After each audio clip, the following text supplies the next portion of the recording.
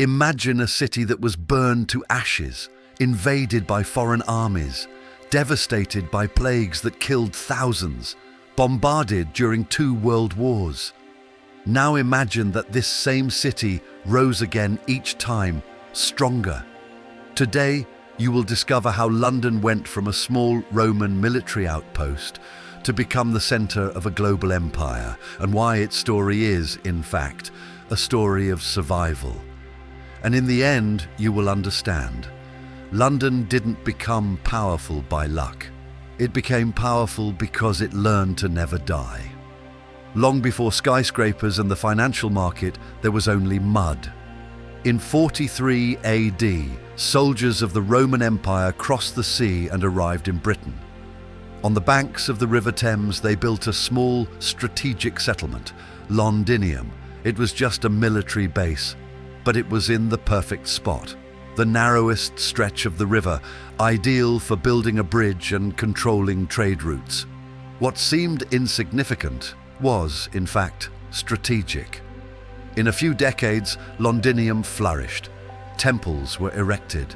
An amphitheater pulsed with crowds. A monumental basilica became a symbol of Roman power north of the Alps. The small village became the capital of the Roman province. 60,000 people lived there. It seemed like the beginning of a great power. But destiny had other plans. In 60 AD, an unexpected force emerged. The Celtic queen Boudicca led a brutal revolt against Rome. Her warriors invaded Londinium. They burned everything. The city turned to ashes. Nothing remained but smoke and corpses. That could have been the end of history, but it was only the first test. The Romans returned. They rebuilt the walls. They fortified the city. They rebuilt its public buildings. Londinium was reborn, bigger, more organized, more powerful, until, centuries later, Rome fell. And once again, London was abandoned. Silent ruins, broken bridges, empty walls. For a moment, it seemed it would disappear from history. But new peoples crossed the sea. Anglo-Saxons occupied the region. The city began to breathe again. Markets sprang up. A thriving port grew. The Christian faith gained ground with the founding of the first version of St. Paul's Cathedral. London was alive again, and its rise hadn't even begun yet. In 1066, everything changed. William the Conqueror defeated the English at the Battle of Hastings. He marched on to London. He was crowned in Westminster Abbey. And to show who was in charge, he began the construction of the dreaded Tower of London. The message was clear. London was now the center of power. During the Middle Ages, trade exploded, guilds organized artisans, foreign merchants arrived. The city grew richer, but it also suffered.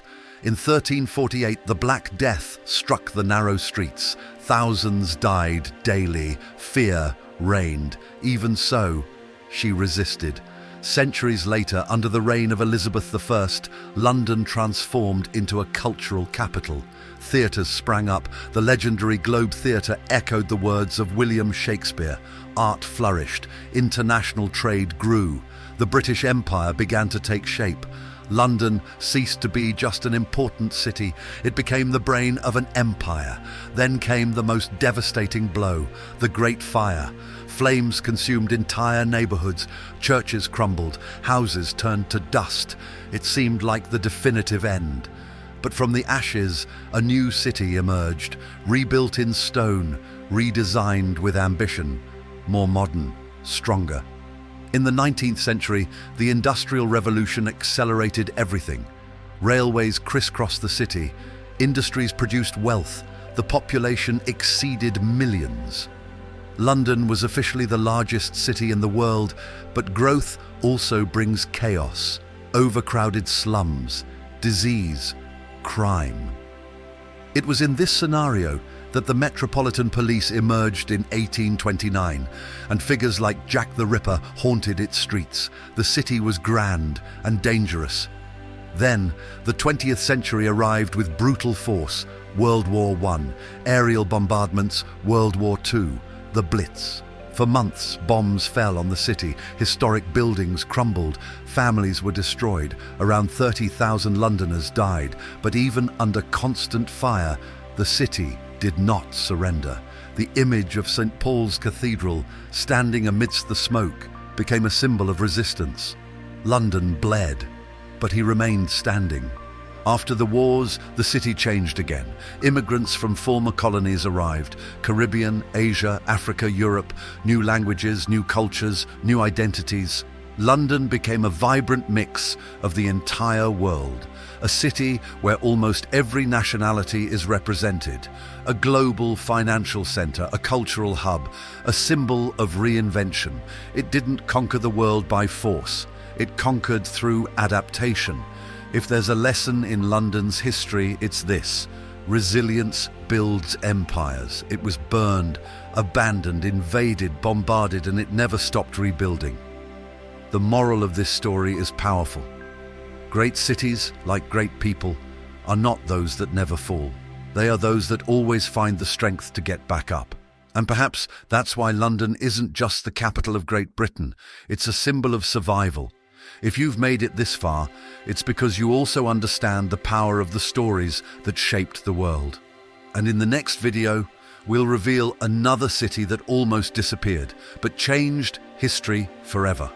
Because understanding the past is learning to never give up on the future.